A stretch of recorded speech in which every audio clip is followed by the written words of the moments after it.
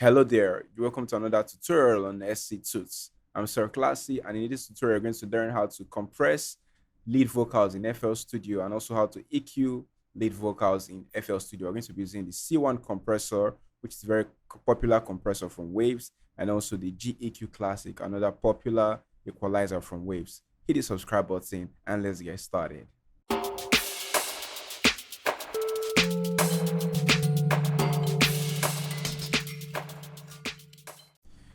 So we have our lead vocal right here, and we have the beats right here. We've already set the tempo, and this already linked to the mixer right here. So this project will be available in our community section. You can always hit the link in the description below to join our community, where you get project files, loops, kits, vocal stems, vocal presets, and so much more. All right, so we have, this is Autotune, although Autotune is not from Waves, but I still prefer the classic Autotune more than any other pitch correction plugin for now. And here we have our EQ and we have our compressor. So we're going to start with the compression, and then I'm going to walk you through what the compressor does and how to get a great compression for your lead vocals. But before that, we're going to start with tuning the lead vocals. All right, so for us to start mixing, we have to make sure that the vocals is well tuned. So the key for this vocal is A flat major, and it's a low male vocal, and we keep it relaxed, and we need a little bit of auto tune. Well, more than a little bit, actually we need a lot of auto tune. We take out the weight, so let's leave it at 5, and we leave it at classic, and we're listening to see how it sounds. No, oh, oh. Brother solo touch your body, baby, I know, oh, yeah. Baby, I know, oh, oh, oh. Say you got a biggie bum bum, baby, I know, oh, say, I'm gonna, All right, it sounds perfectly in key, and that's for our auto tune. And next, we're going to compress our vocals. Here we have the compressor here. No, oh, oh. Brother solo touch your body, baby. Now, this is going to be the threshold for our compressor. Most compressors have some common features: a threshold, a ratio, an attack, release, makeup. This is what you see on most compressors. All right, so what this threshold does is that it tells the compressor when to start acting. That is, if the audio signal gets to minus 26 dB, for example, then it's going to start acting. If I take it all the way down, if it gets to minus 40, minus 41 dB, minus means that, like, that means it's very, very low. That means take it all the way down. So the lower I take, or rather the deeper I take this threshold, the lower the vocal is going to sound, or it's going to act more frequently. Let's listen and see. No, oh, oh. No, oh, oh. Brother solo touch your body. So if I was to activate it by increasing the ratio a little bit, you see how it sounds. You see, you can barely hear it, and if I bring it up, you can hear it. Baby, I know. So we'll reset this. Let's leave it at 1. We'll reset this. So you see, the threshold makes the compressor start. I tells the compressor when to start acting. Now that's it for the threshold. Now the ratio tells the compressor how much work it should actually do. Because now you see, this is 1:1.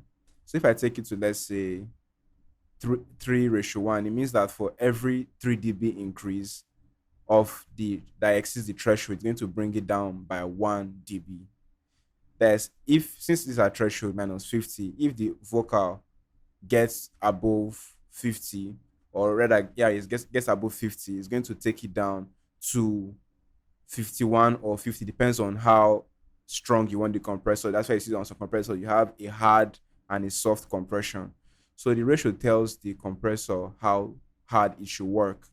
Now the attack tells the compressor how fast it should start acting immediately. That's when the vocal or when the signal passes this threshold signal that is minus 50, it tells the compressor if it's at 2 milliseconds, say the compressor acts immediately, it stays for more than 2 milliseconds. Or if it stays up to 5 milliseconds, say the compressor start acting after it stays for more than 5 milliseconds. So the attack and the release do the same thing. The release also tells the compressor when to let go of the audio that is coming in.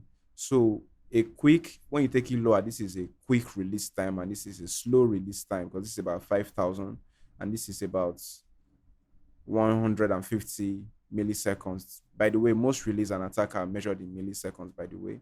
So this attack here, this is a very fast attack and this is a very slow attack.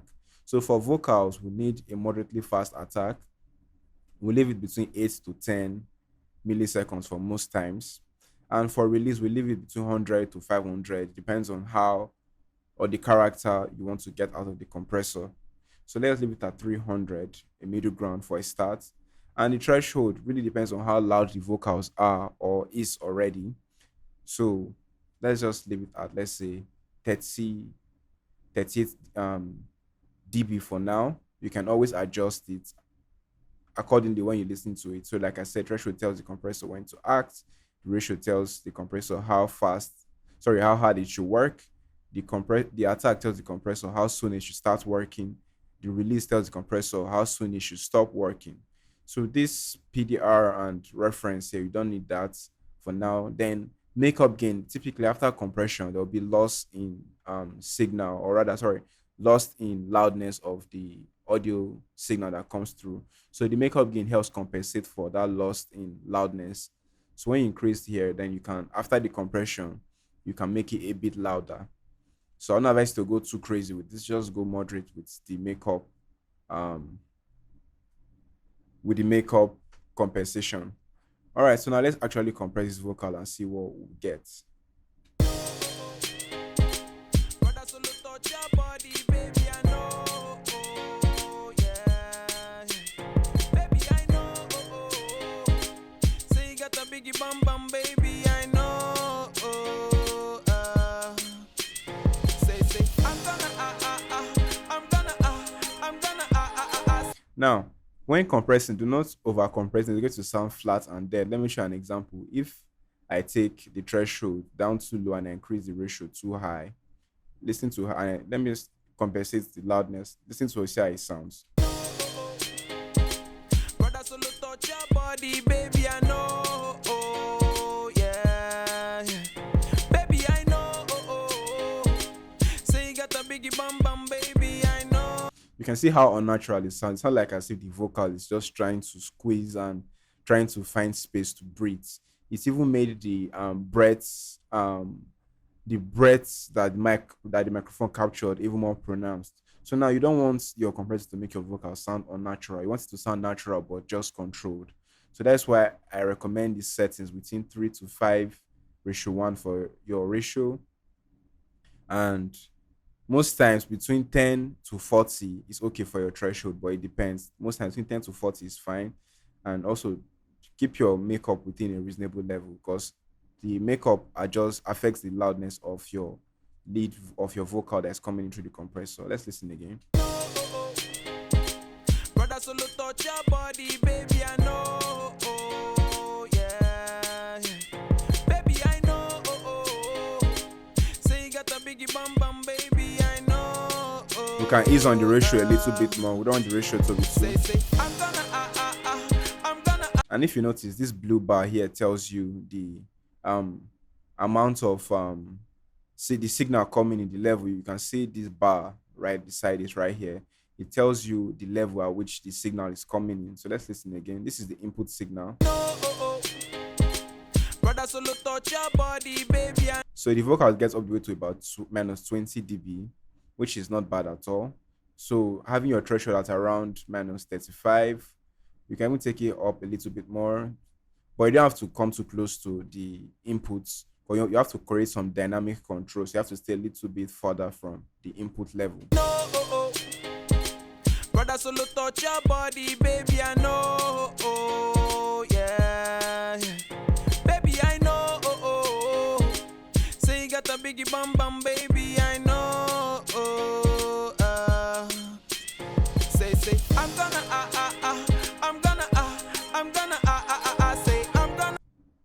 So now we gain stage. That's we reduce this volume right here.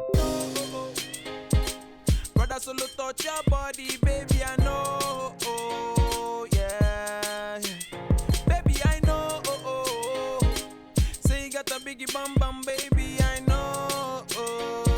All right, so now let's take up the compressor and see how it sounds. Oh, brother, solo touch your body, baby, I know. Oh, yeah. You can see where he starts sustaining this. I know. Let's listen. Around this region here, you can see that the vocals become more, loses its control. Baby, I know. Then let's hear it sounds with compressor on. Baby, I know. You see how more controlled it is. So this is what the compressor does. The compressor controls the dynamics. That is the loudness, the loudest and the softest part of the vocal, the lead vocal. That's when you're compressing lead vocals. And next, we're going to EQ. Now this is for our compression. Now we can EQ our lead vocal. Let's EQ and see how that sounds. Baby, I know. Say you got a biggie bum bum, baby, I know. Say, I'm gonna. So for the EQ, here we have some sliders right here from the Eq Classic equalizer, or rather graphic classic equalizer, depends what you want to call it. So right here we have, this is the low frequency from between 25 hertz all the way to 250 hertz. It's generally classified as a low frequency. Then from 300 hertz to about 5 to 10 kilohertz is considered as the mid frequency. Then from 10 kilohertz all the way to 20 and above is considered as a high frequency. So now I want to take out a little bit of low frequency, low end rumble with lead vocals.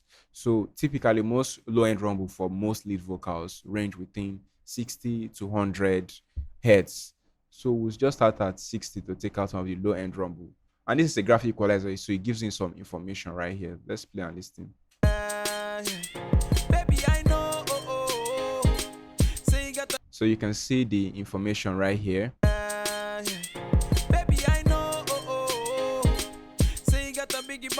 You can see a lot of information is from the 250 hertz region and all above. The middle frequency has the most information for the lead vocal. So now we're going to take out some low end rumble. We just do this, do this, do this. Make sure this is activated so you don't have this sweep right here. So we'll do this, take it all the way down. Then from 80 hertz, you cut drastically. You cut moderately, you don't cut drastically. Baby, I know. Say you got a biggie bum. You just make slight adjustments between the 80 and 100 region. Baby, I know. You cut just a little, You can see the levels here by which you are cutting. This is minus 0.1 dB, minus 0.8 dB. Baby, I know. Say you got a biggie bum bum, baby, I know. All right, so now we're going to take out the resonant frequencies. And resonant frequencies are frequencies that sounds like this. Those kind of sound. Let me show you an example of this lead vocal now. So let's listen and see. Baby, I know. Say you got a biggie bum bum, baby. You see how the vocals are sounding?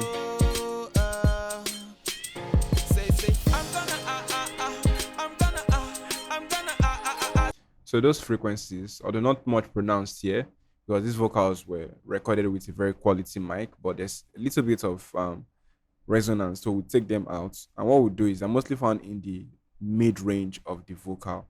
That is within 250 to 1.5 kilohertz. That's why you typically find resonance in most lead vocals. So we'll start from, let's say, 300 here, and we'll listen for resonance. Listen to it with the beats. Don't try and solo it and listen to it. Listen to it with the beats while playing. Baby, I know. Say you got a biggie bum bum, We'll leave that baby, at I 0. know. Say, I'm gonna. This has some resonance, so reduce just a little. Just a little here, then listen to this again. Baby, I know. So another one, just a little cut. You can see not even up to minus 5 dB, just very little cuts here and there. Baby, I know. This also, Say you got a biggie bum bum, baby, I know. another cut here again. Say, I'm gonna say, I'm gonna. So I don't feel you should like get too many cuts in your resonance if it's going to make the vocals lose its weight in the mid frequencies. And remember, the vocals is very much present in the mid frequency, so you don't need to find two or three resonant frequencies in the vocal, and it's fine. You don't need to go beyond three um, resonant frequencies in your lead vocal. So now we can, this vocal is a bit too sharp in the high end, so we can dampen that a little by taking this out. Baby, I know. You know, if you want to brighten lead vocals, all you have to do is increase the higher frequencies and you have a very bright lead vocal. For example, Baby, I know. Say you got a biggie bum. we don't want that yet, so we turn this down. You can see the graph right here and we listen. Baby, I know. Say you got a biggie bum bum, baby, I know. Say, I'm gonna, say, I'm gonna, So we'll do some gain staging. baby, I know. Say you got a biggie bum bum, baby, I know. Say, I'm gonna, say, I'm gonna, say, I'm gonna treat you right. I'm gonna make you smile. I'm gonna make you mine. Yeah. These are how I mix when I'm using Waves plugins for the compression and EQ. The compressor, especially, I love the compression. It's very easy to use, very straightforward to understand. Not much buttons to distract you. A clean interface as well, and as well with the EQ, also not much to confuse you with. Very well labeled, detailed. It restricts you from doing a couple of things, but at the same time, it's very beginner friendly. Almost anyone can get started with the EQ and compression with from Waves. All right, so if you found this tutorial helpful, don't forget to leave a thumbs up and hit the subscribe button so that other people that need this tutorial can easily find us here on YouTube. I remain Sir Classy. This is SC Tuts. Cheers.